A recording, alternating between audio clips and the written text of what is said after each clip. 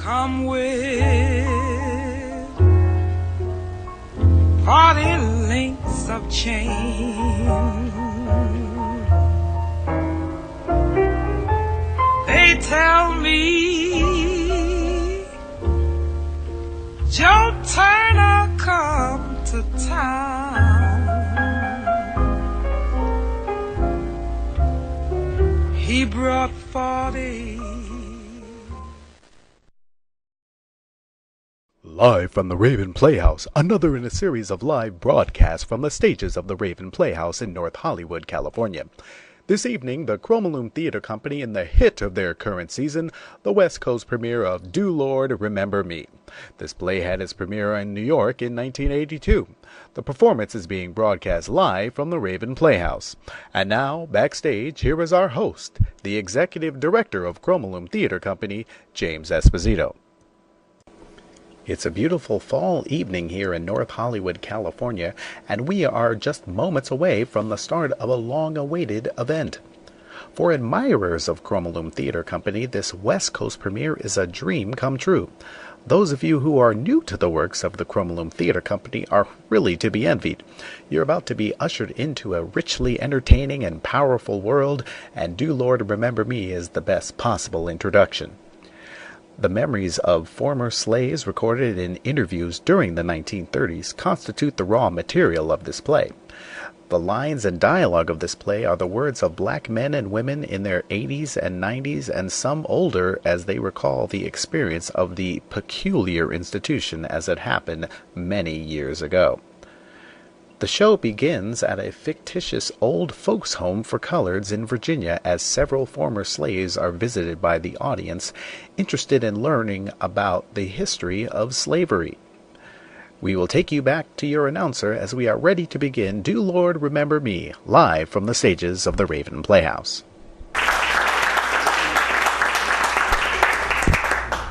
The musical director is Paul Wong.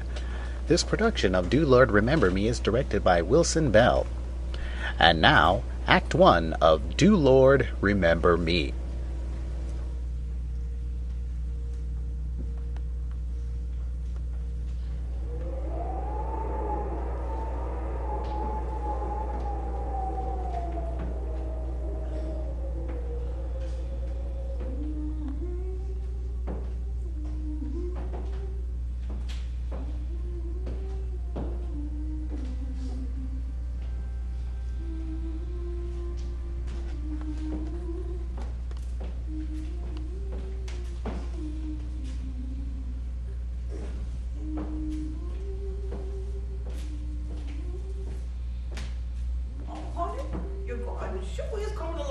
This year. Oh, well, thank you, honey. That's gonna have some greens out the wine.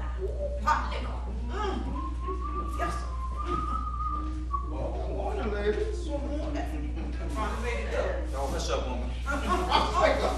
Don't sleep the day away. I wasn't sleep, I'm shut in the shoe. What you talking about? Oh, I think it's gonna rain. Yo, I feel it in my knee. I thought I smelled something myself.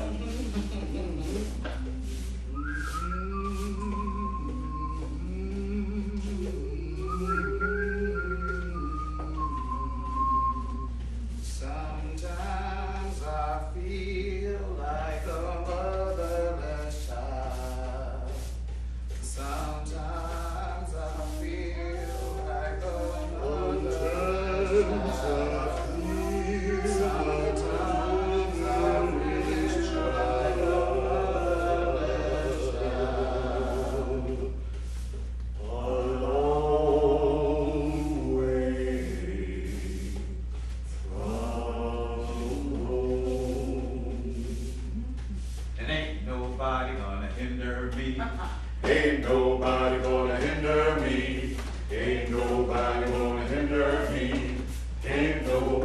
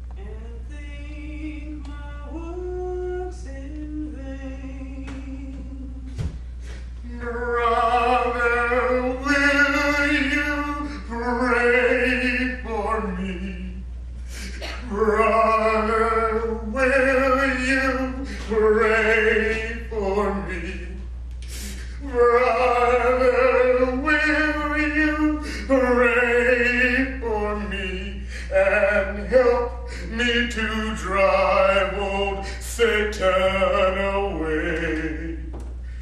Nobody knows the trouble I see, Lord. Nobody knows the trouble I see. Nobody knows the trouble I see, Lord. Nobody knows but Jesus.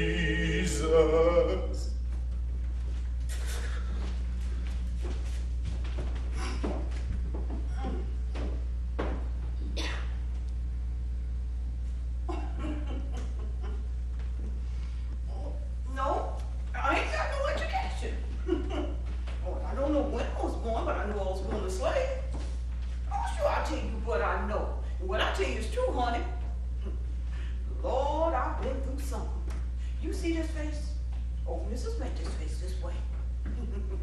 You want to know about slave days, do you? Will you sit on that chair there? Oh, who's these children? Oh, I get history. I don't know nothing. Well, yes, I was born a slave. I done lived back there, but it's been so long, so my mind's all gone. We worked hard for old master in Virginia, just as hard as we worked down in Mississippi.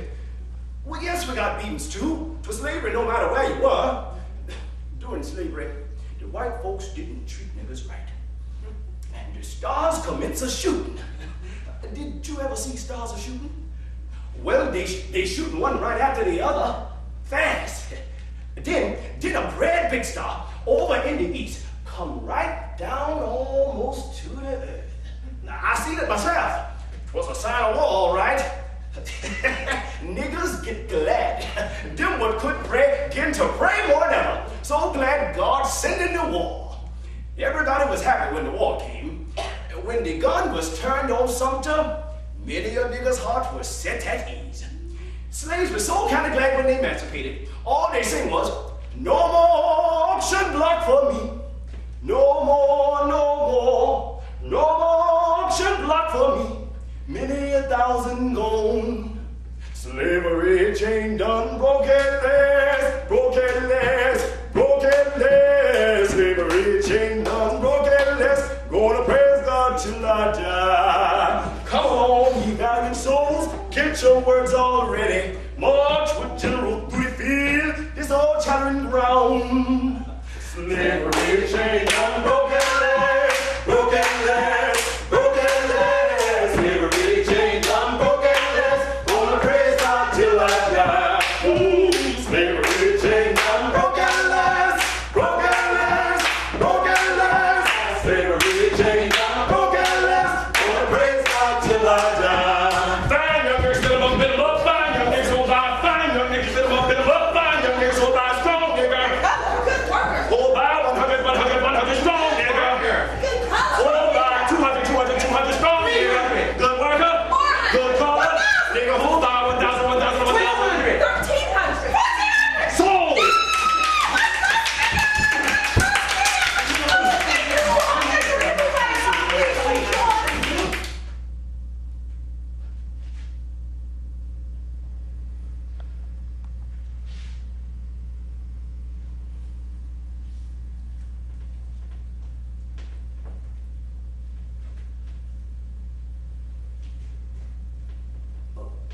No,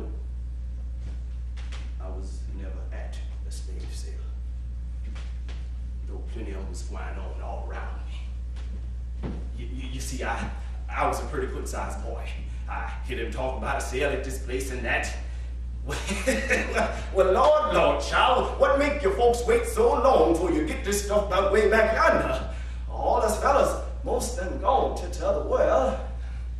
Well, God done spared a few of us to tell the tale. Speculating on us humans. Them was terrible days. I had 2 brothers that was sold away and I ain't seen them no more to this day. During slavery, it seemed like your children belonged to everybody but you. 2 of them I seen again after we was freed. But the oldest one, I ain't never seen since. Lord, child, there was no reason. And more crying over the family parting, just like the grief when your brother or sister dies. Oh, child, I could start. I can tell you a mess about red times. But I ain't telling white folks nothing because I'm scared to make enemies. But God's gonna punish their children's children. You see, some white folks was terrible. Terrible mean. And the others was what you might call mean. But all of them worked you like a putting out a fire. Your master couldn't rule you, they'd sell you. And then when you got so you couldn't work, they'd take you in a boat they had and dump you in the water.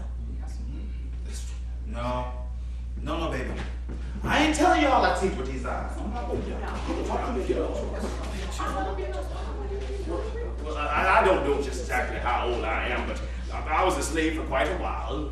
The white folks were supposed to keep the ages of slaves in order to know when they're supposed to start paying taxes on them. Guess you can see now why they weren't so anxious about keeping close track of the ages of niggas. Work began at sunrise. And last until sundown.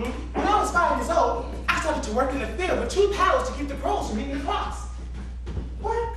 Man, did I have to work hard. Sometimes grubbing, sometimes cutting wood, and sometimes helping Uncle Bob, the head hand, breaking oxen. Now, it was my job to walk in front of the oxen. When Uncle Bob yelled, He I had to turn and move off in the right direction. If the oxen moved in the wrong direction, Uncle Bob took that long black snake whip of his and cracked me out instead of the oxen. And I never could understand why. Yes, ma'am. I worked harder at 5 years old than some grown folks does today. At 10 o'clock on work days, they would ring the bell. And that was the sign for the children to come from the field. They would go into the kitchen and help Aunt Hannah fix the food. She would take the cakes out, and we would put them aside to warm on a big tray. Then the cook would fill another tray with cabbage and a bucket full of pot liquor. Then we take all this out to the fields, and the slaves would sit on those shade trees. Most time they got a half hour, but ain't nobody gonna rush none. And sometimes the old overseer get impatient and yell for the hands to come back to work before they get done eating. There wasn't no stores, so we growed everything we had, and we make everything we wear. Now there was 5 women that did the washing and ironing. They had to make the soap. Now that was done by letting water drip over oak ash. See, this make oak ash lye. And this was used in making the soap. Well, after the clothes are soaked in this lye soap and water, they put the clothes on tables and beat them till they was white. Master gave us huts to live in. The bed was made of long boards that was nailed to the wall. The mattress was stuffed with straw and pine tags. The only light we had was from the fireplace. We didn't use no matches. Instead, we'd stick a rock on a piece of steel. We'd let the sparks fall on some cotton. And then we used to bake ash cakes. Oh, sure did. They was made with meal with a little salt and mixed with water. And then Mammy would rake the ashes in the fireplace. And then she would make up the meal in round cakes and put them on the hot bricks to bake. Now when they had cooked around the edges, she put ashes on top of them. And when they was nice and brown, she took them out and washed them off with water. Oh, we had a heap of gourds where we used in back times to drink cool water out of. Looked like when you go get cool water from the old spring in the woods, dipping it up with the gourd, putting it in your wooden bucket makes that water taste as much as sweeter. Go long, gal. Water in this here time don't have a taste like it did when you ain't had nothing but them gourds. Does you know what kush is? Oh, well, no. But days that the mistress had wild victuals for dinner. You could take that liquor and cornbread that's left, and your mammy would crumble this bread in that good and greasy liquor, and put a lot of black pepper in it, and let it steam a while in that big old skillet. Honey, that stuff is good. It make you lick your tongue out. More than once, honey. We all children was crazy about kush. Yes, ma'am. Now, me and young Master Tom was a caution. Oh, he was my real master, too. But he couldn't own me till he was 21. Well, us used to play together all the time. He used to come down to the quarters early in the morning and call me at the window. Fanny, get up. We gonna get bark. Remember one day he come down to the quarters and start out early to get the wood for iron. And the bark? Oh, you put under the iron on the coal so as to keep the iron clean. Now see, me and Master Tom used to make a game of it. We go running from tree to tree, trying to find the big pieces of bark. You see, the big pieces was thick and they lasted a long time, so you didn't get much. Well, this day that devilish rascal had brought the axe along with him. Oh, wasn't supposed to, supposed to take the pan knife and cut the bark with it. Well, I spied this big tree, and I run up to it and I put my arms around it. I say, I got the biggest!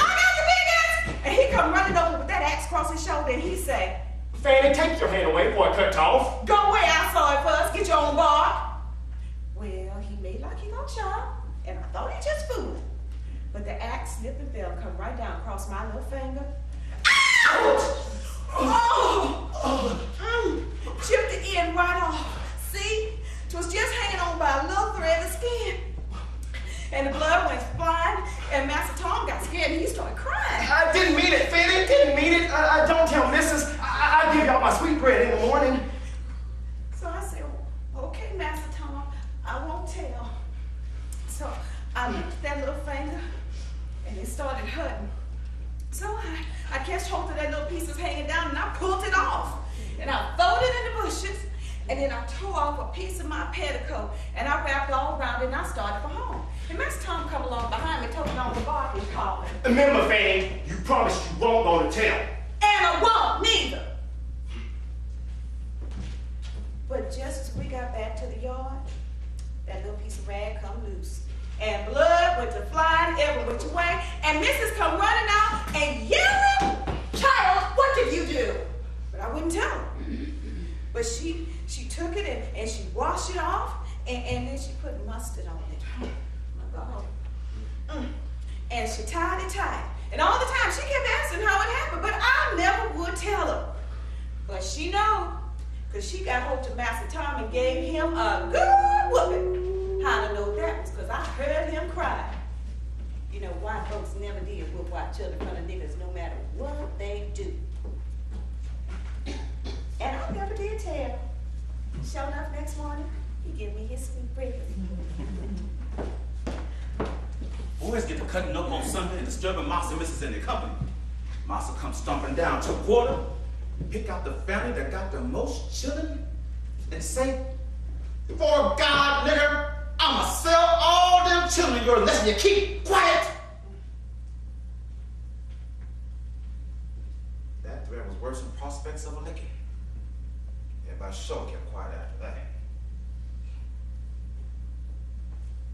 My father told me that there was once a master who sold a slave woman and her son.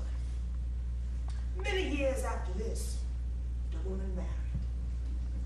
And one day when she was washing her husband's back, she seen a scar on his back. The woman remembered the scar. It was the scar the master had put on her son. Course they didn't stay married. But the woman would ever let her son leave her. I ain't know where my pappy was. Somewhere, I reckon, working for the white folks. Plenty lies been told about slavery, but I will tell you the truth. Slavery wasn't as bad as they say. Oh, it was bad enough. But I've seen plenty of slavery since Lincoln turned the slaves loose. Sometimes I feel discouraged and think my work's in vain. And then the Holy Spirit revives my soul again.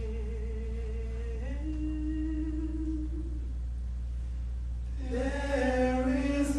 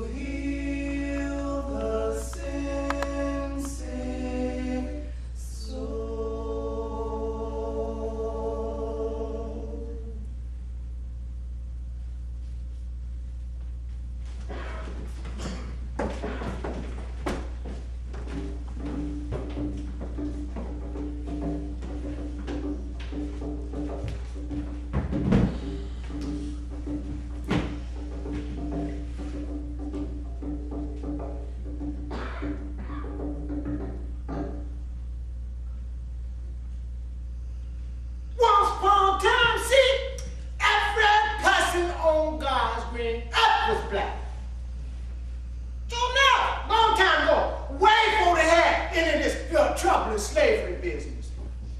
You see this hand? Sure is white for the rest of my body be so black. My feet is the same way. I ain't gonna show them to you. Of course, I reckon the sun didn't play with me too, but I've always been black. But you know, there was a time when white folks was blacker than me. Yeah, back down in them times they say when everybody was niggas and wasn't nobody else but niggas. But see, news gets around that there was this lake or pond or something somewhere, and then if you ran to it and you washed in it, you come out white. Yeah. Now, I don't reckon niggas getting along no worse than niggas and white folks is now, so they wanted to change themselves then, just like they always has. Anyway, they start flocking to this here lake or pond, or whatsoever it was, and then they gets there first, they washed in it, and they come out white. Wash the kicks right out the hair? Yeah. Then niggas start getting there so fast that the water start going down. Then news gets round that niggas been made into white folks. And that if you want to get white, to hurry up, because the water's going down fast. So then they push it off, they get still right, but the water kind of almost gone, it's getting kind of cloudy, so they come out yellow. Yeah, they named them Malorts. Some of the kinks was washed out their hair. Yeah, by this time, all the niggas gets there, right? But wasn't enough water for them to wash here, so they gets down on their hands and feet like this here, see, trying to get white, you know? But wasn't enough water gets through the inside, their hands come out white, and underneath it, their feet come out white, and the rest of them come out black. And that's the way it is today. Well, except when white folks had chillings by the colors now. They not turn out any color from noon to midnight.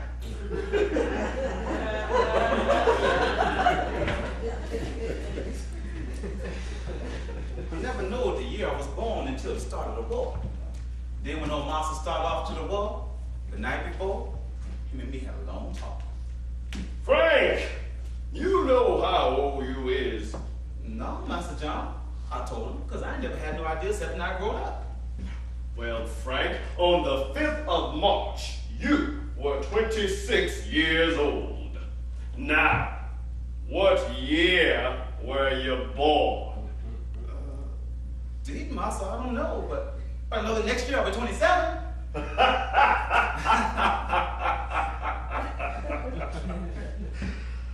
Well, boy, I'm going to teach you how to count when I come back from the war.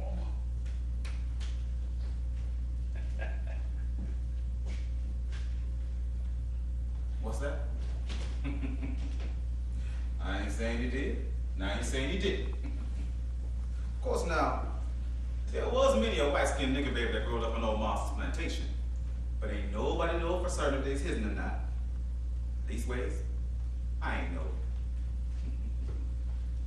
Mama belonged to Thomas Hatcher, and my daddy was the young master. I seen my father one night at a restaurant where Grandma and Mama work. I was sleeping. Lord, Lord, I can remember just as good how they woke me up to see him. They had me sleep on an old bench, and this little bed of mine was pushed under the counter so I could sleep till they closed the restaurant for the night. I can remember that very night. I woke up just crying and rubbing my eyes and catching my breath between sobs. This is what I hear them say to him, my father. This, your little Patrick? Like little children would do, I put one hand up to my face and was rubbing my eyes and crying and sniffling and saying, I ain't got no father. I ain't got no father. No, I ain't got no father, because my mother told me that the buzzards named me, and the son hatched me, and she came along and picked me up. He no father of mine. He white. Then he took my hand and had it. And do you know I thought it was poison? Yes, I did.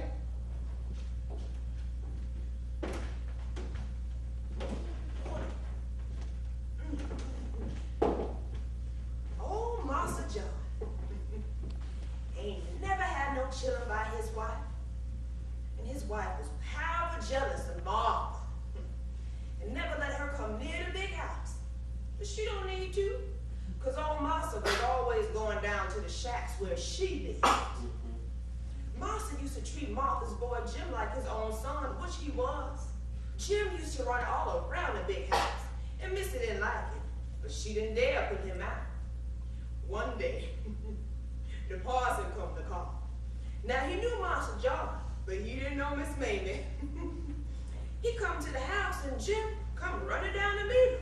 And he picked the little boy up in his arms and rubbed his head. And when Mrs. come in, told her how much the boy looked just like his father and mother.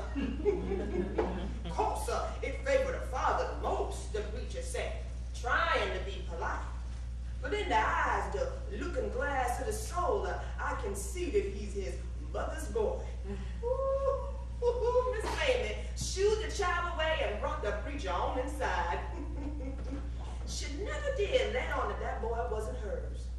Was powerful mad about it though. And she never would let that boy in the house no more.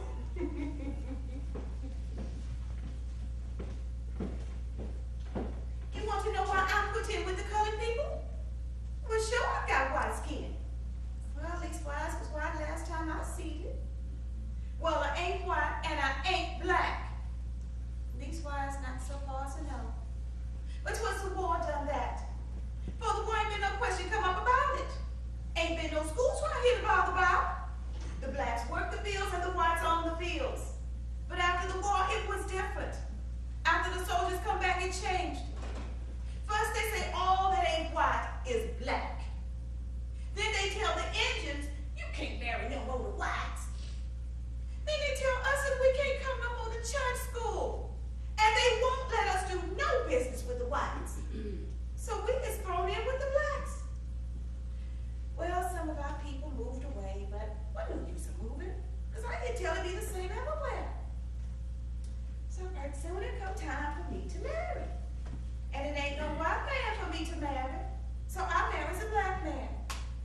And that makes me black, I suppose. Because I've been living black ever since. But my brother, well, he couldn't find a black woman that suited him, I reckon. Because he married his first cousin, who was a Hobson herself. Then his only child married himself a Hobson. And the Hobson's been married to Hobsons ever since, I reckon. I remember Grandpa well. Starling Bell was his name. Old Grandpa never said much, just walked around mumbling to himself. And one day, he sat on the well stand and called me over to him. Come here, son. He said to me it was a tie anybody never paid no attention to. He picked me up and reared me with his leg crossed, holding on to my hands and riding me up and down. Son, he said, I sure hope you never have to live through the things your old grandpa done lived through. Old grandpa died when he was 118 years old, before the start of the war.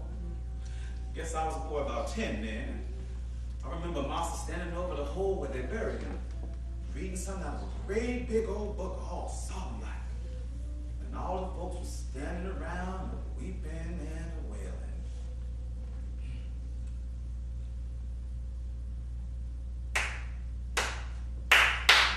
Couldn't hear nobody pray. I couldn't hear nobody pray. Oh, way down yonder by myself. I couldn't hear nobody pray. I couldn't hear nobody pray. I couldn't hear nobody pray. Oh, way down yonder by myself. I couldn't hear nobody pray. On Sundays, they would let us go to church up at Sassafras Stage near Bethel. 'Twas the first church for niggers in these parts. Wasn't no white church. Niggers built it, and they had a nigger preacher. Of course, they wouldn't let you have no services unless the white man was present. Most times, the white preacher would preach, then he would sit there and listen while the colored preacher preached. That was the law at the time. Couldn't no nigger preacher preach unless the white man was present, and they paid the white man what attended the colored services. Niggers had to sit there and listen to that white man's sermon. But they didn't want to, because they knowed it by heart. Always took his text from Ephesians, the white preacher did. The part what said, obey your masters, be good servant. Can I tell you how many times I done heard that text preached on? always tell a slave if he be good and work hard for his master, that he would go to heaven, and there he gonna live a life of ease. They ain't never tell him he gonna be free in heaven. You see, they didn't want the slaves to start thinking about freedom, even in heaven. Uncle Silas was near about 100, I reckon, too feeble to do no work, but always got strength enough to hobble to church when the slave service gonna be. Old preacher was, Reverend Johnson. Forget the rest of his name. The preacher was preaching, and the slaves was sitting there, sleeping, and fanning themselves with oak branches, when Uncle Silas got up in the front row of the slave's pew and halted Reverend Johnson. Is our slaves gonna be free in heaven? The preacher looked at Uncle Silas like he wanted to kill him. Because ain't nobody supposed to say nothing except an amen when he preaching. Waited a minute, he did, looking hard at Uncle Silas standing there. But he didn't get no answer. Is God gonna free us slaves in heaven? Old white preacher pulled out his handkerchief, wiped the sweat from his face. Jesus says, "Come unto me, ye who are free from sin, and I will give you salvation." Gonna give us freedom along with salvation? The Lord gives and the Lord takes away. And he that is without sin is going to have life everlasting. Preached the preacher. Then he went ahead preaching, fast like, without paying no attention to Uncle Silas standing there. But Uncle Silas wouldn't sit down. Stood there the rest of the service, he did. And that was the last time he come to church. Uncle Silas died before another preacher time come round. Guess he found out whether he gonna be free sooner than he calculated to. Oh, I can remember how I got legend. Oh, no, honey. Wasn't no preacher around. Just had to get the law yourself. See, I made up my mind I was going to run the overseer off the stump. Now, it was one day. Jenny and me was plowing side by side with old slow ox plowing and corn, and she come to me and she say, "Look at here, when you gonna get legend?" And I said, "I ain't in no hurry. Feared I missed the substance and cast a shadow. Wanna be sure." I believe it was that same day when time took for me to take that 5 minutes of rest at the end of the road. Seemed like when I left the plow, woo, thank you Jesus, the spirit struck me, and I ran across the field just to shout, jumped over the tall rail fence, and the rails come tumbling on me, all of them but 3. Indeed, I was laying out there in the weeds, dead in sin, and I stayed there. My soul and my body was shining like a morning star. Well, soon, honey, white man come a hunt for me. He seen me out there in the weeds, and he called named the other niggas. "Get that darn girl out the weeds. She dead."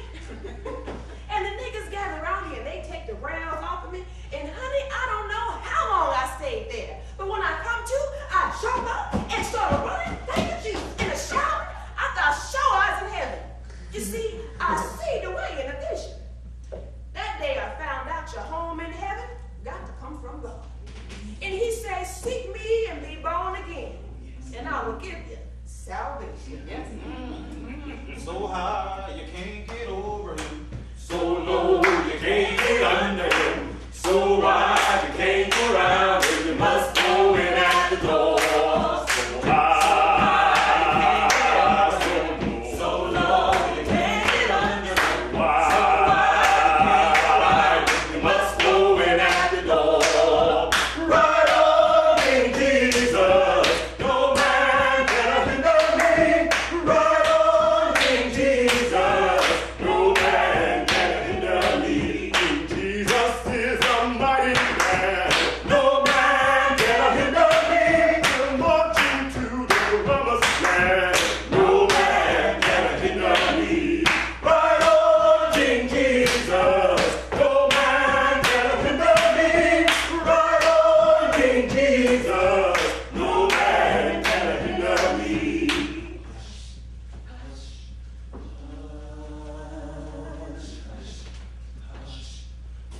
Now, Uncle Jackson was a favorite nigga, even though he was always fixing to run away. Used to be brave fox for the paddy rollers he did. But that is, he used to stand out on the trail when the paddy rollers looking for the meat and lead them off in the wrong direction. Or if they caught him, they wasn't gonna do nothing to Uncle Jackson. I remember one time the niggas was having a hush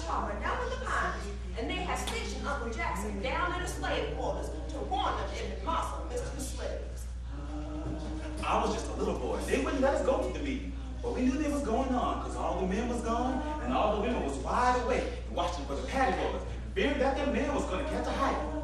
Sure enough, old Master come creeping down to the quarters, and Uncle Jackson stepped up spry and talking real loud. Evening, Master! Call Uncle Jackson, not getting too near. Jack, you black nigger, what you doing out this time of night? Just walking around, Master. Just walking around. Answer Uncle Jackson, still keeping his distance. Come here to me, you black fool.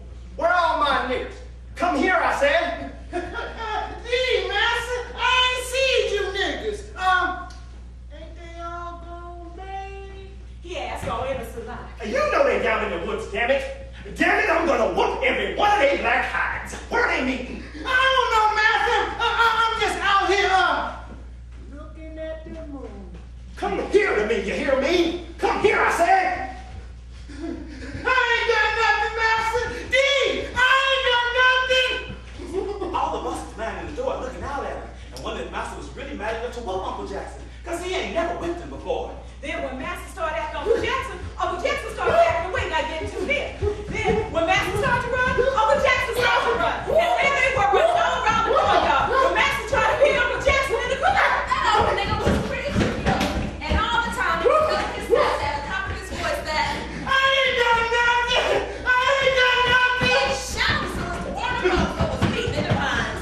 Then Master got Uncle Jackson pinned up against the fence. And Uncle Jackson tried to climb over on top. But Master held on to the shit tail. Stop my guard, Jackson, I got you. Oh, no, back up. Master ain't got me yet.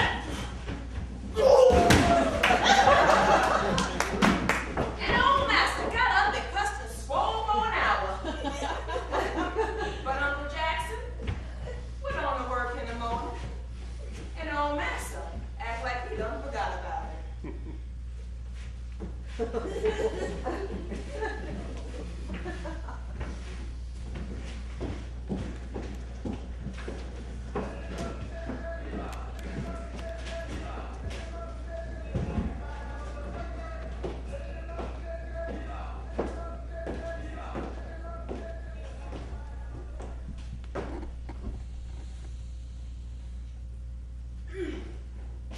Son, I sure thank you for the tobacco. Woo! Didn't tell you no lie.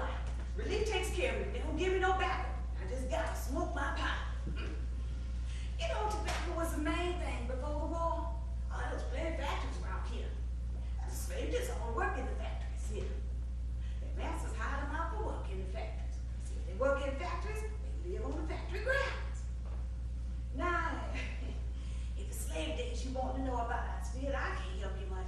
See, I wasn't no bigger than that when surrender. So I ain't never much but what my mom told me. She told me that niggas didn't get married like white folks. But she said they didn't have no big ceremony and all that like white folks. Now say like you wanted to marry me. Well, you could get papers and preacher and you could get married like any white man can. But back then it was different. Back then you jumped a broomstick and you was married to go back to the cabin where the gal come from and raise children. That's what my mama told me.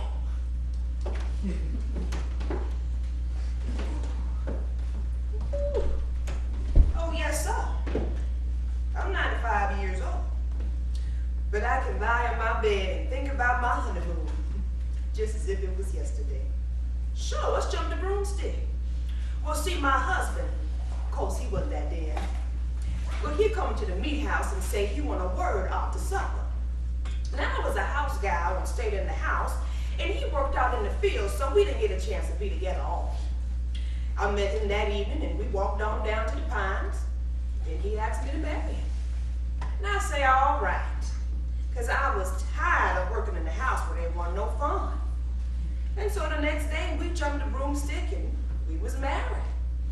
And when I told Miss Julia, she gave me a cast-off dress of hers that fit me perfectly. And after the war, we had a show enough wedding with a preacher. And ooh, that cost $1. You know, slaves never had any money. Oh, now they feed you, buy you a little something maybe around hard time. They didn't give you any money ever. Ma tell me whole slave had to steal back then. just to get enough to eat. One dark night, another slave and I decided to take one of Master's pigs. We were hungry and had no food. Now, you understand, for such an undertaking, first we had to sound the supposed friend if he or she could keep their tongues inside their teeth. Upon finding this safe, we ventured with this pig plan. We took this pig, carried it down to the swamplands, killed it. We got rid of the water where we done used to scald him by putting it in the river. You know, there wasn't much to throw away, cause, well, ain't you never stopped to think about it? You can use nearly every finding in the hog. But this pig was divided equally, and I went back to my cabin with my equal share. All the children was warned not to say nothing about this. If they did, I told them I would skin them alive, cause this pig was stole to fill their bellies, as well as mine. What you think about that? White folks always talking about niggas roundish. Niggas roundish? Huh. If it hadn't been for them, niggas wouldn't know nothing about stealing. Well, by some means, the news got to old Massa about this pig we had stolen. Old Massa took me to the big house right there in the yard, stripped me stark naked, and whipped me till the blood dripped to the ground. Ah, Lord, let me retract and tell you about how they used to whoop slaves.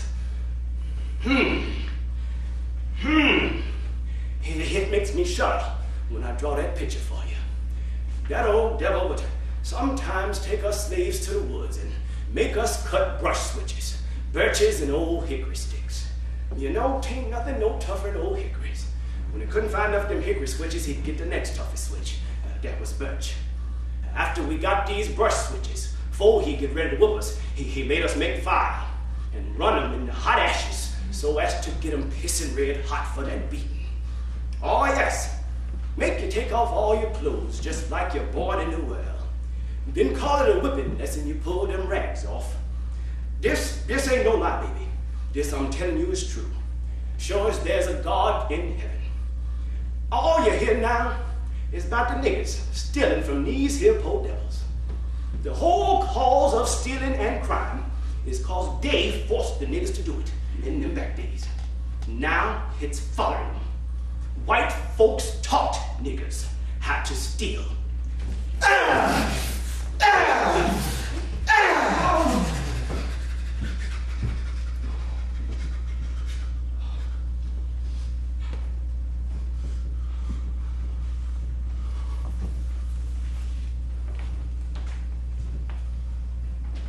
Old Saunders was the meanest poor white devil that ever drawed a breath.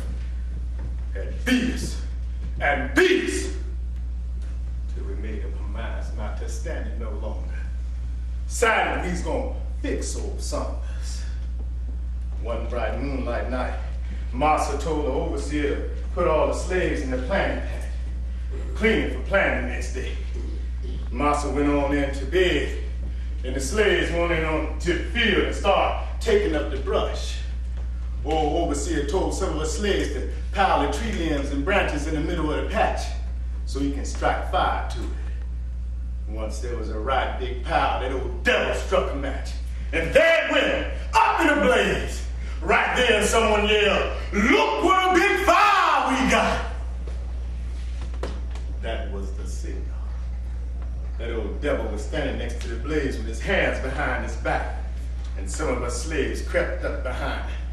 And all at once, pushed him over into the fire. And there he went, face first into the pile. They just kept piling trash on top of it.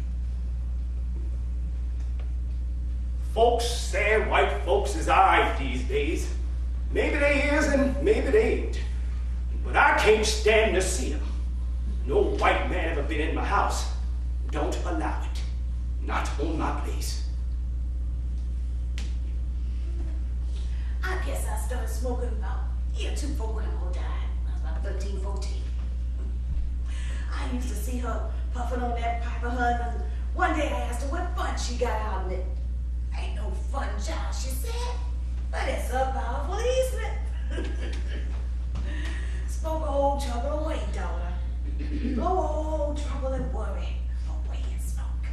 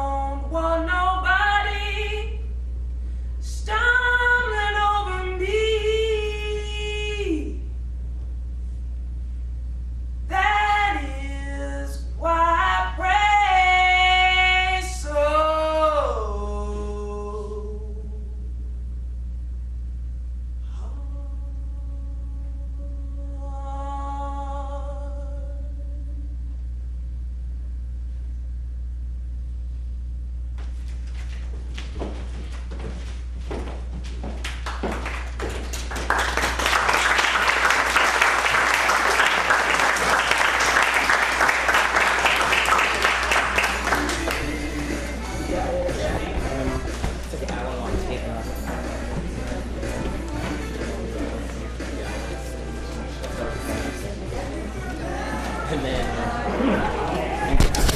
going back to the stage. And so, with the chilling details of Israel Mazzy's experiences, Act 1 of Do Lord Remember Me ends. This production of Do Lord Remember Me is coming to you live from North Hollywood, California.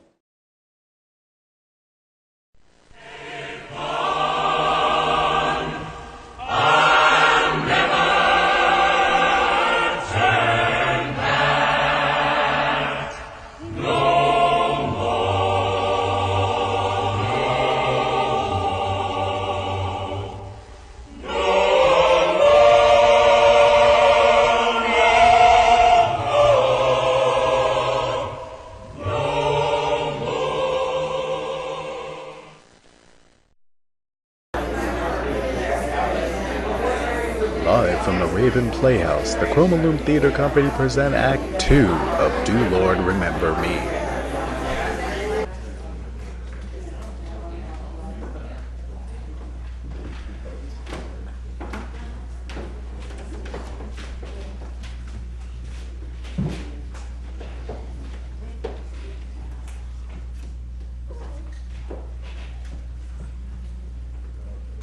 Well, if you drops a dish rag on the floor, it's a sign that a hungry woman going to come to your house. If the rag don't spread out, then a hungry man is coming.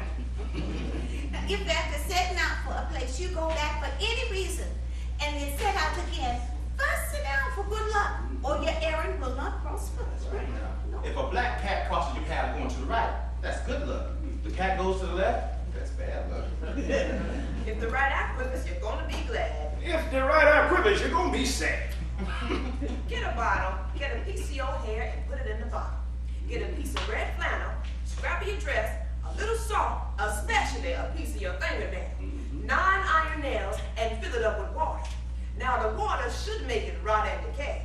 You sneak around and bury it under your master's doorstep. And every time you go in and out, he be sure to walk over it. Just make him sick, weak, in the doctors. Can't do nothing about it. Now, if you sprinkle a little salt around the house, nothing can bother you. The spirits can't get at you. But if a dog turn on his back and howls, it's a sign of death. Now if you take it down to the moon when the moon rises, hold it up to the moon and thank God. Kiss it and put it in your pocket. You'll get a piece of money before night. I've done it and I know what it would do. If your nose itch, somebody coming to your house. Is this you my nose itching for all day? Come get this money, girl, and get out of my face. Crazy. Now, there was this one nigga on our plantation that even the overseer feared. He had a red flannel jacket that he could make talk. Oh, yeah.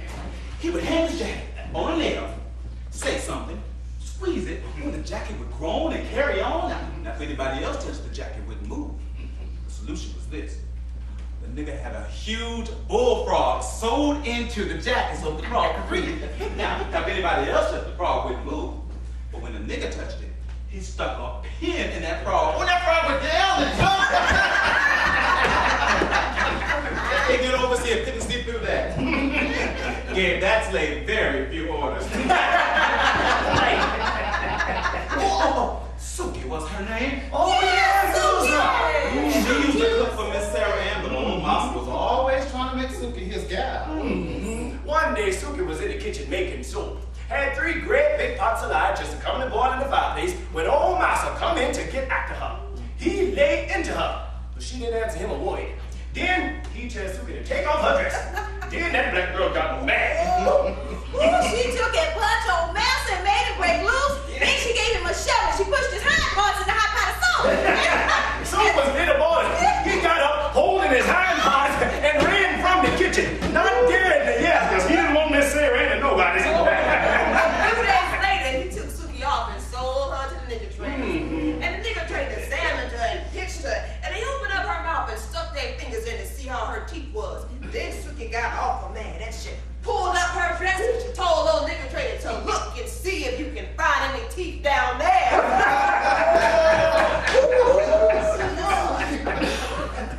Old dogs tracked it down to the creek jump in the creek, the dogs lose the scent. If you take a raw onion and rub bottom of your feet, you make the dog lose you.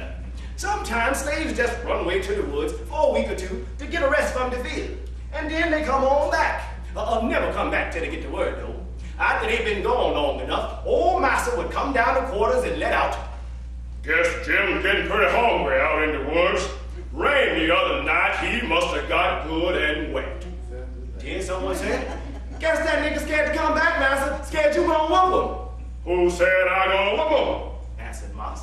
But I will whoop him if he don't hurry back here. That's the word, you see.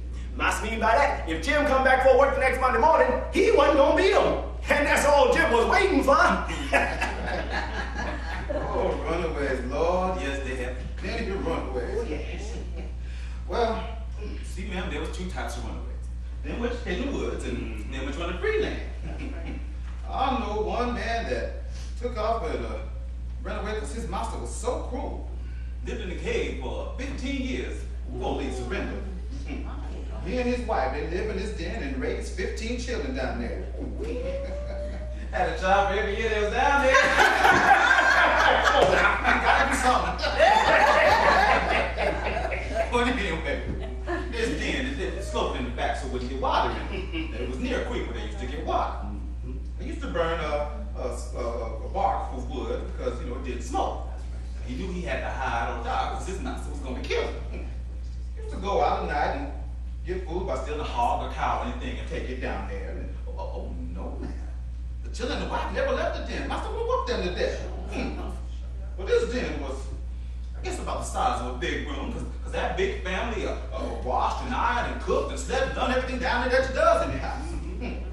Now, my father, he got beat up so much that after a while he took a run off into the woods. He used to come up to the house on Saturday and sometimes Sunday when he knew Mom and Mrs. going to meet. And Mother used to send John, that's my oldest brother, out to the woods with food for Father. And what he didn't get from us, the Lord provided. Now, Father wasn't the only one that was hiding in the woods. There was Cousin Gabriel that was hiding, and a man named Charlie that was hiding. Yes. See, niggas was too smart to get catched by the white folks. Well, the white folks were sharp, but not sharp enough to get by old Nat. Nat?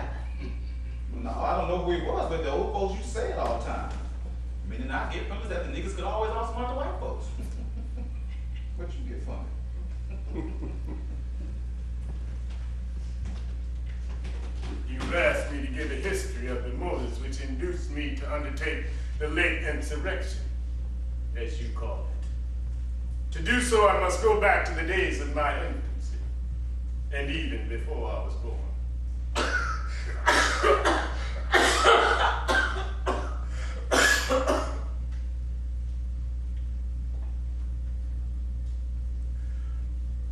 I was 32 years the 2nd of October last and born the property of Benjamin Turner of this county. In my childhood, a circumstance occurred which left an indelible impression upon my mind and laid the groundwork for that enthusiasm which has so fatally terminated many, both white and black, and for which I'm about to atone at the gallows. Being at play with other children while 3 or 4 years old, I was telling them something my mother, overhearing, said had happened before I was born. Others being called on were greatly astonished, saying these things had occurred, and caused them to say in my hearing, I would surely be a prophet. My mother and father strengthened me in this first impression, saying I was intended for some great purpose. Now, you see in them back days, child, the slaves would know the most about the Bible, would tell and explain what God had told him in a vision. Well, you young people say dream. That this freedom would come to pass. And they prayed for this vision to come. And that's where the band rollers would whoop them in. Hearing the scriptures commented on at meetings, I was struck by that particular passage which says, "Seek ye the kingdom of heaven, and all things will be added unto you." I meditated much on this passage and prayed daily for light on this subject. One day as I was praying, the Spirit instantly appeared to me and said, "Seek ye the kingdom of heaven, and all things will be added unto you.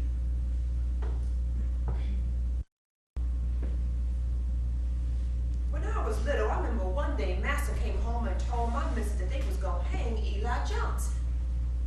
Now Eli Johnson was an old colored preacher, but he was free. The slaveholders had accused him of being a blockade runner. Now that is what they call anybody who carried any news about the slaveholders to the Yankees. Honey, do you know what they've done to him? They made him dig his own grave and preach his own funeral. Then they hung him to a tree exactly over the pit he done dig. And when he was dead, they let his body fall right in the grave. That's what they done to him. Now, can you believe it? And then I had a vision. I saw white spirits and black spirits engaged in battle, and the sun was darkened, and the thunder rolled in the heavens, and blood flowed in the streams. And then a voice spoke to me and said, "Such is your luck. Such you are called to see.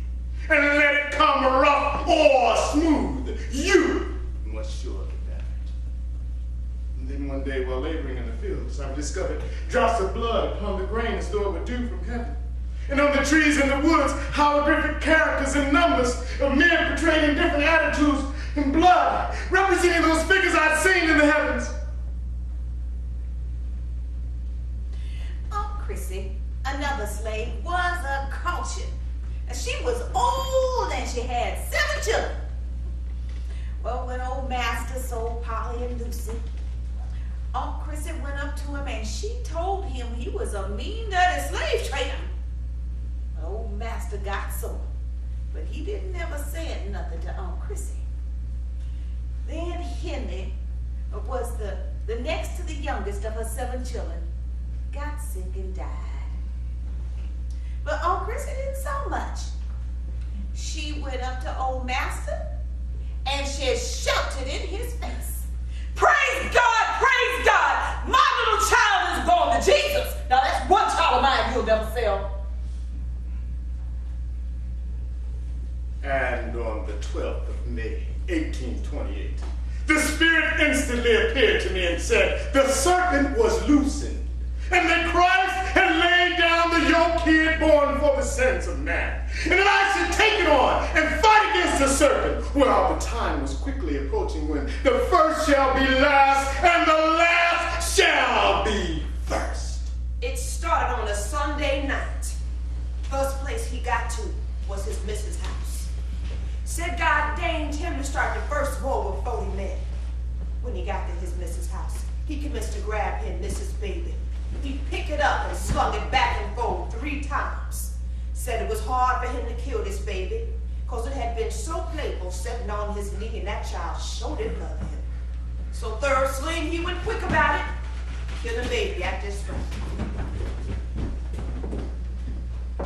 The next day, Blues and Reds, those were the names of soldiers, met down at a place called Cross Keys, right down here at Newsom's Depot. Well, that's where they had log fires made. And everyone that was Nat's man was taken bodily by 2 men who catch you and hold your bare feet to this blazing fire till you tell all you know about this killing. Well, there was this old nigger, and he wouldn't talk, and there was this old white devil had him, and he was holding the glass, and he said, Cordell, what do you know? No, I don't know nothing. Well, I'll stick you closer. Damn you, I'll make you talk. well, after a little, Nat found him on his trail. So he went back near the Travis place where he first started killing. And he built a cave, and he made shoes in this cave. And came out nights for food that the slaves were given from his own missus' plantation. Well, after this hiding place was found, they went for him and they brought him to Peter Edwards' farm.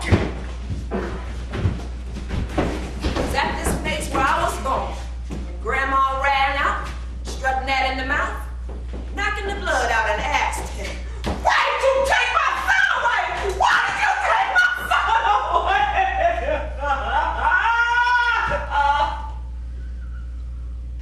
Your son was as willing to go as I was. Was my Uncle Henry they was talking about. I see doubt my word. But do you not think these same strange ideas and occurrences may prompt others in the heavens to this undertaking, as it did myself? After this, they passed a law to give the niggas a fair trial. And Nat, my Uncle Henry, and the others that was caught, was hanged.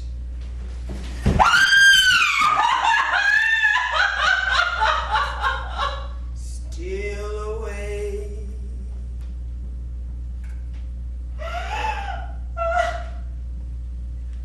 Still away. Still away to Jesus. Oh, Father, help us, Jesus. Still away. Help us, Jesus. Still away. Still away. Oh,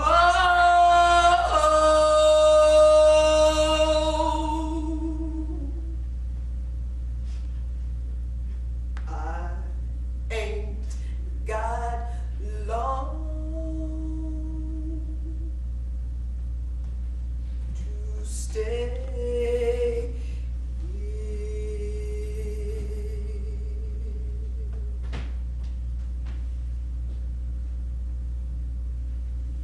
Captain Fiddler's come to town with his abolition papers. He swears he's one of Lincoln's men. He's cutting mighty capers. Captain Fiddler's come to town with his abolition papers. He swears he's one of Lincoln's men, enlisting all the niggers. You'll see the rebels on the street, their noses like a bee gum. Don't care what's in thunder, they say I'm fighting for my freedom. My old ass has come to town, but a sudden vigor. What's the matter with the man? Lincoln's got his niggers. The day the stars fell, I was 8 years old. They began to fall about sundown and fell all night. They fell like rain. They looked like little balls about as big as marbles with a long streak of fire to them. They fell everywhere, but you couldn't hear them. We were scared and did not go out of the house, but we could see them everywhere.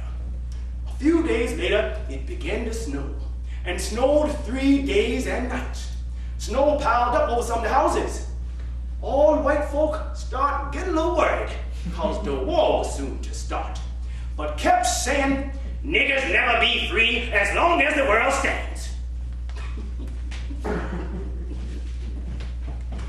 Now, when war came, the news spread like whirlwind. What caused war was white folks touching Yankee vessels when they come in the harbor. Oh, Yankees got mad. But yes, sir, God told Lincoln to free his people. God said to Abraham, "Abraham, they got 4 million of my people down there in bondage. You go down and set them free." We didn't know much about the war. We could see balloons in the sky, but that was about all. There was a warning to white folks that the Yankees was coming. We was afraid of them, so we hid in the house. We all here telling the war and have listened to the grown folks talk on it, but they ain't paid so much mind to it. Till one day the blacks was out in the field and there was no one out there to make a work. And they stand around and they laugh and they get down and they wait. But they don't leave that field all morning. And then the word come that the Yankees is a-coming. I was born in the city of Richmond just before the Civil War. I know little about the war, but I will tell you of that I do know. We lived on Grace Street near First. On the morning of April 3rd, there was so much noise and excitement that my mother took me out of bed and started with me out of the house. Just as we left the porch, 3 or 4 Yankee soldiers with guns stopped us and told my mother they wanted her to cook breakfast for them. I shall never forget the look that came across my mother's face. But she turned around, took me in her arms, and returned to the house. These were Negro troops. I was frightened and hid behind the kitchen door.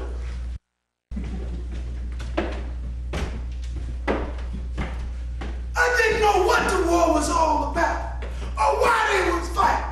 But when the rebels was out in the battlefield, a few of the pickets was left to guard the Yankee prisoners, and the servants got a chance to talk to the prisoners. They explained to us about freedom and slavery. They said, If we win, all you colored folks will be free.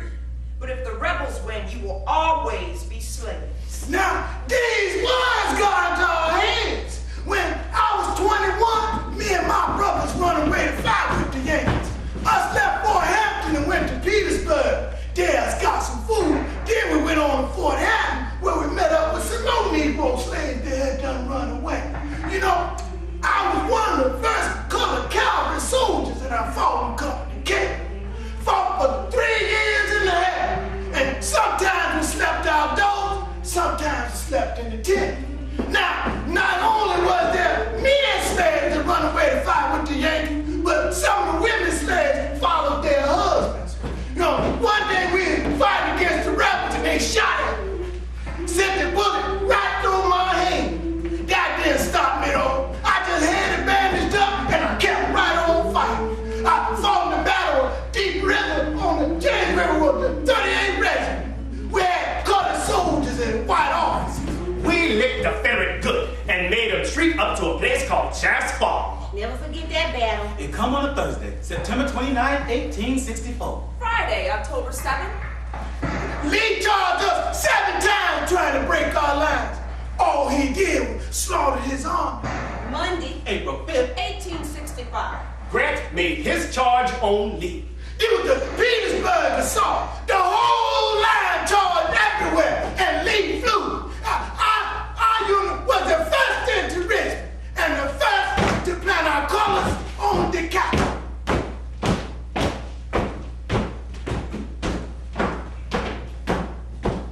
I was just a little shaver getting in teens, but I remember clear as day all of that. One day down in the lower woods when you tell me about Richmond, Uncle Shep did. He was sitting on a stump with his game leg munched onto a bent sapling. He was whittling for a while without saying much. And all at once, he jumped up in the air and the sapling sprang up and he started to cussing. God damn it! God damn it! God damn it!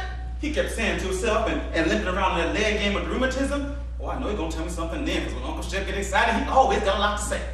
God damn it, he said. 'Twas the niggas that took Richmond. How do you do that, Uncle Shep? I asked. Though I know he's gonna tell me anyway. 'Twas the niggas that took Richmond. I've seen it myself. It was in the warehouse, with the windows and the doors barred up, packed with tobacco bells and waiting for the Yanks to come. And we was a-listening and a-peeping out, and we was waiting there almost all evening. But we couldn't hear nothing. And then we hear a whistling and a roar like a big blower coming. And we kept looking out, we couldn't see nothing coming. The night was so dark. But that roaring kept getting louder and louder, till along about daybreak, there come from down the pipe such a shouting and a yelling as never in my born days I'd hear. And then they come. Down the street they come, a shouting and a prancing and a dancing and a yelling and making such a noise that all hell done been turned loose. A mob of niggas. I ain't never known niggas, even all of them niggas can make such a ruckus. Yes, sir. 'Twas the niggas that took Richmond. By the time the Yankees got there, the niggas done got the city took.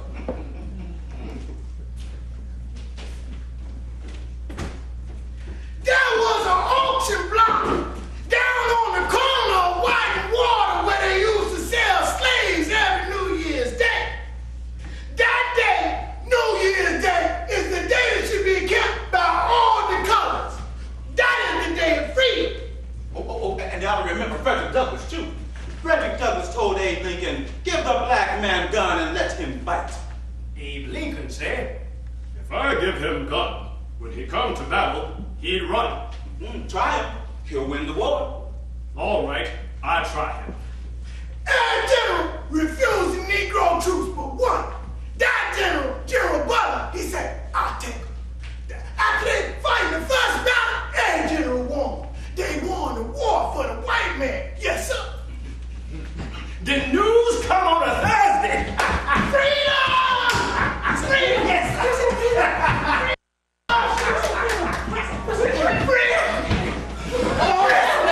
Was shouting and carried on till everybody was tired out. Remember the first Sunday of freedom, we was all sitting around resting and trying to think what freedom meant. And everybody was quiet and peaceful. All at once, old Sister Carrie, who lived about 100, started into talking. Tain't no more selling today. Tain't no more hiring today. Tain't no more pulling on shirts today. It's stomp down freedom today. Stomp it down. And when she said stomp it down, all the slaves commenced to shout with her. Stomp down freedom today, stomp it down. Stomp down freedom today, stomp it down. Stomp down freedom today, stomp it down. Wasn't no more peace that Sunday. Everybody started to sing and shout once more. First thing you know, they done made up music to Sister Carrie's stomp song, and everybody sang and shouted that song all the rest of the day. Child, that was one glorious day. No more auction lot for me. No more, no more, no more auction lot for me. Praise God till I die. Oh, Lordy, Lordy, them days was days. Ain't you tired of hearing this stuff? And I can tell you, I was telling you true tales. Now, is the tail got any hair on it, honey? Yes, it's hard to believe them things happen. But they did, because I lived back in them times. Lordy, Lordy, baby. I know I could. If I just knowed how to write and have me a little learning, I could write me a book on this here situation. And all these far back questions you're asking me to recollect in my mind. But don't ask me no more. I ain't know no more than that. And I ain't telling white folks but so much even this here new day and time. Pew, pew, pew, child. I tell you, those terrible times. You see this face? You see this mouth all twisted over so I can hardly shed it. You see this eyes all red, ain't it?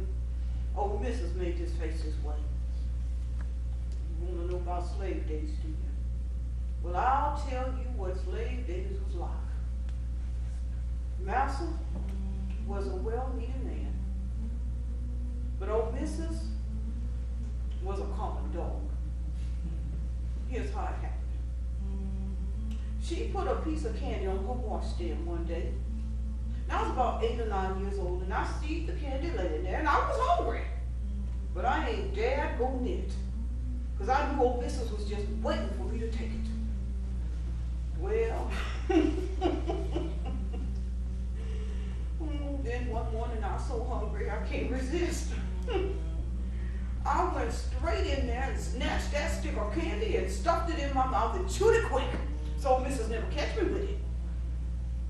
Well, next morning, old Mrs. said, Henrietta, did you take that candy out of my room?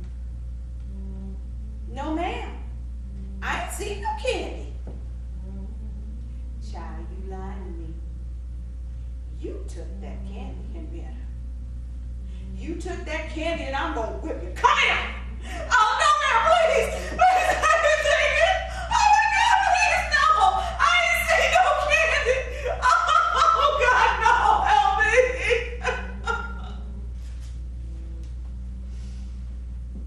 Well, she grabbed her rawhide and she took me by my arm and she put me across her knees while she sat in her rocker. Well, I twisted and I turned till finally she called her daughter. The gal come in there and took the strap like her mother told her. And she commenced to lay it on real hard while Mrs. hold me in the chair. Well, I twisted and I turned so she couldn't get in a good lick. Then Mrs. lifted me by my legs and she stuck my head under the bottom of her rocker chair. And she rocked forward so as to hold my head under the bottom of her rocker. And she rocked so as to hold my head some more. I guess they must have whipped me near about an hour with their rocker leg pressing on my head.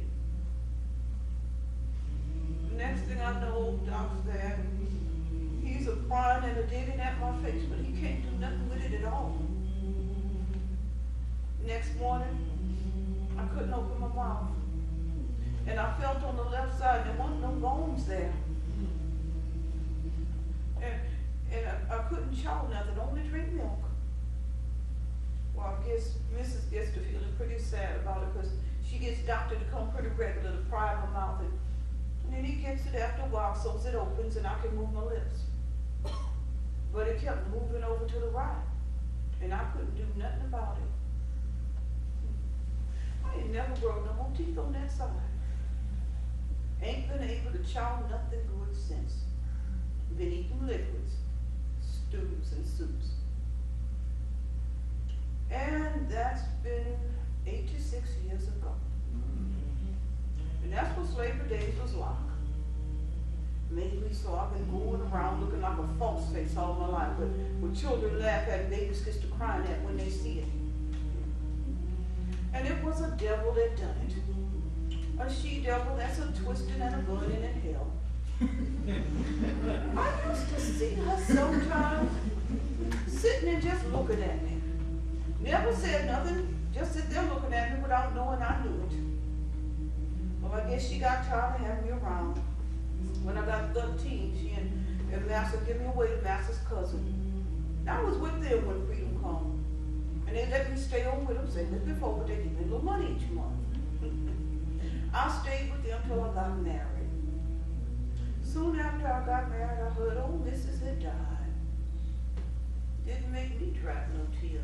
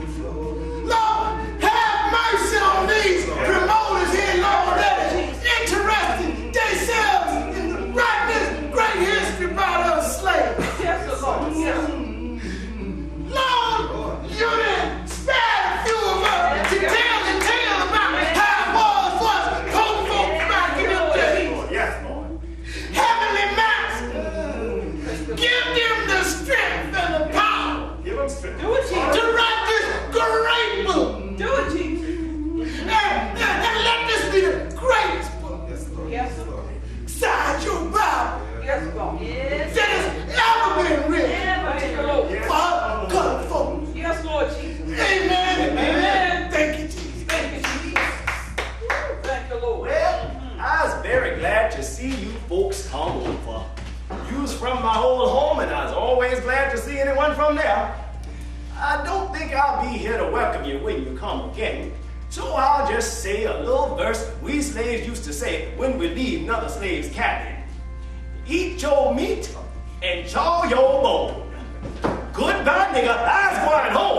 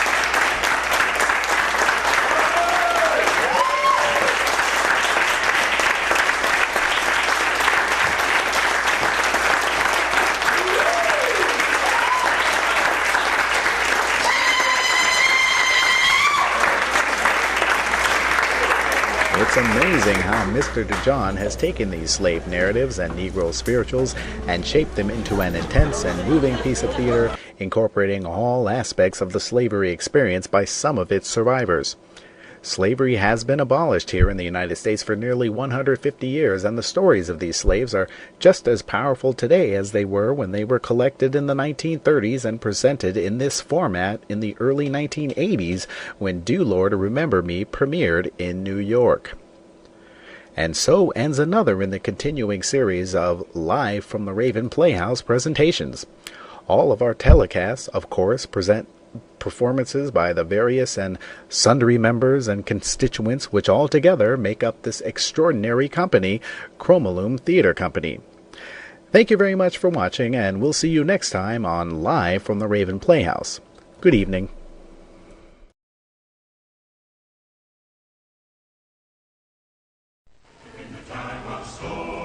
Oh, well, he is the lily of the valley. Oh, well, he is the Prince of Peace. Oh, when they put old John in the kettle of oil, Jesus cool the boiling grease. Oh, well, he is the golden bridegroom. His wonders will never cease. Oh, when they put old Daniel in the lion's den, oh, Jesus calmed the hungry beast. I know he's a rock in the weary land, weary land.